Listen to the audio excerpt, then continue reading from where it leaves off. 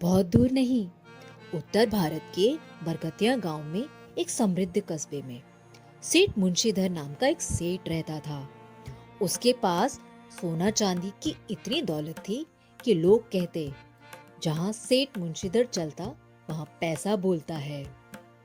मुंशीधर का विशाल महल, ऊंचे दरवाजे, नौकर चाकर और हर बात पर दौलत का घमंड, यही उसकी पहचान बन चुका था।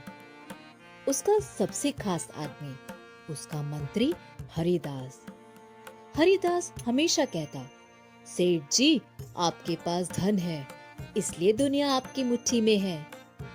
धीरे धीरे सेठ का घमंड और बढ़ता गया। एक दिन गांव में खबर फैल गई कि पास के जंगल में एक साधु आए हैं, जिनकी बातें पत्थर दिल भी बदल देता है। सेठ हंसा, मेरे जैसे धनवान को कौन बदल सकता है। अपने घमंड में चूर होकर वह साधु के पास पहुंचा। साधु साधारण वेश में पेड़ के नीचे बैठे थे। सेठ बोला, बाबा, सुना है आप बड़े ज्ञानी हैं, बताइए इस दुनिया में सबसे बड़ी शक्ति क्या है। साधु मुस्कुराए और बोले, कल सुबह अपने सबसे कीमती वस्त्र पहनकर जंगल के पुराने बरगद के पेड़ के पास आना, उत्तर वहीं मिलेगा। अगली सुबह सेठ रेशमी कपड़े और गहनों से लदा हुआ पहुंचा। बरगद के पास पहुंचते ही अचानक पेड़ की एक सूखी टहनी टूटकर उसके पैरों पर आ गिरी। सेठ घबरा गया। उसने देखा एक छोटी सी चिड़िया अपनी चोंच से भारी टहनी को हटाने की कोशिश कर रही है। उसके बच्चे वहां फंसे थे। सेठ हंस पड़ा, अरे ओ मूर्ख पक्षी, तेरी इतनी ताकत, कहाँ ये टहनी हटा सकेगी। पर वो नन्ही चिड़िया बार बार कोशिश करती रही, बच्चों को दाना देती रही। बरगद के पेड़ की टहनी तेज हवा से हिलने लगी। तेज हवा के चलते सेठ की सोने की पगड़ी उड़कर कीचड़ में जा गिरी। पगड़ी बचाने भागा तो सेठ फिसलकर खुद भी कीचड़ में जा गिरा। आसपास ग्रामीण लोग हंसी रोक ना सके। सेठ मुंशीधर का चेहरा गुस्से से लाल हो उठा। उसने दांत पीसते हुए कहा, एक मामूली पक्षी ये जंगल मुझे नीचा दिखाएंगे? मैं सेठ मुंशीधर हूँ। जहाँ मेरा पैसा बोलता है वहाँ हर ताकत झुकती है। गुस्से में उसने अपने नौकरों को बुलाया और आदेश दे दिया, इस पेड़ की सारी शाखाएं और पेड़ भी काट दो।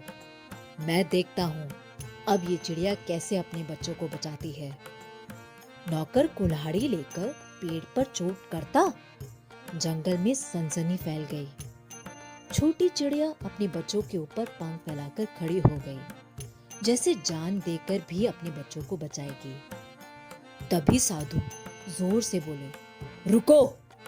उनकी आवाज इतनी प्रभावशाली थी कि सबके कदम थम गए। पर सेठ का घमंड अब क्रोध बन चुका था। वह स्वयं कुल्हाड़ी उठाकर बोला, आज मैं साबित कर दूंगा कि धन और शक्ति के आगे सब हारते हैं। जैसे ही उसने पेड़ पर पहला वार किया, अचानक बरगद की विशाल शाखाएं जोर से हिलने लगी। पेड़ पर बैठे सैकड़ों पक्षी एक साथ आसमान में उड़ गए।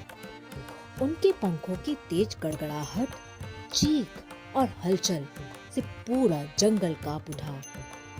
घबराकर सेठ पीछे हटने लगा, लेकिन उसका पैर बेलों से उलझ गया और वह सीधे एक मधुमक्खी के छत्ते पर जा टकराया। अगले ही पल हजारों मधुमक्खियां सेठ के पीछे पड़ गई। बचाओ बचाओ, चिल्लाता हुआ सेठ जंगल से भागा। नौकर भी जान बचाकर इधर उधर भागने लगे।